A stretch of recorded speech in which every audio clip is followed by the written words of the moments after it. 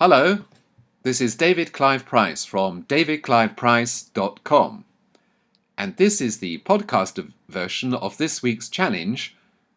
Do you have what it takes to succeed in Asia business? For many people, adapting to another culture and lifestyle and way of doing business is often a challenge. And yet, for the fortunate few, the ability to perform well in an international or a multicultural role seems to come naturally. Why is this? Why do some people struggle with adapting to situations where their tried and tested ways of operating do not have the same outcomes as at home? Why do many top performers in their home markets fail to be so effective in international markets? This is a vital question, both for those entering the Asia marketplace for the first time and for those that have been there for a while but have failed to make the necessary cultural adjustment. Some surveys suggest that as many as 50% of expatriate managers in Asia do not reach an acceptable level of management effectiveness after a year or more in the Asia-Pacific region. One of the reasons given is that their companies gave them very little cultural training or preparation. Many of those interviewed talked about, quote, going it alone in markets like Japan and South Korea, or Indonesia and Thailand. Others talk about researching their country by surfing the internet.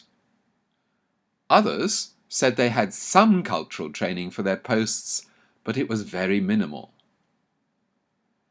This lack of preparation has ongoing negative effects for many companies and can lead to serious financial losses in failed deals or broken relationships. But it is even more serious if the expatriate manager continues in the position regardless, rather than returning home, thereby inflicting long-term damage on the company's brand or reputation. Operating in the rich and very diverse cultures of Asia can sometimes seem like wandering in a forest without a map. You can't read the usual signs. You don't recognize any signposts or markers. You don't understand the rules of survival or how to be a self-sufficient trekker. You're lost. But it is precisely when people feel most lost that some of them show a surprising aptitude for finding the right way. It could be instinct. It could be curiosity. It could be a natural disposition to read signs and listen and empathize, not talk all the time. It could be some combination or all of these, along with what seems to be the most common characteristic of those who succeed in Asia business: resilience. The ability to pick yourself up and bounce back from social or cultural mistakes, to learn from failure, and to continue to grow in your Asia role is the determining factor for the success of Western business people in Asia Pacific. This emotional resilience is usually connected to adaptability and flexibility in the workplace, an ability to connect with people in teams with different cultural backgrounds, and previous experience of travel or other cultures. It is natural to feel frustration or puzzlement or even anger and fear when experiencing another culture for the first time. You're being pulled out of your comfort zone.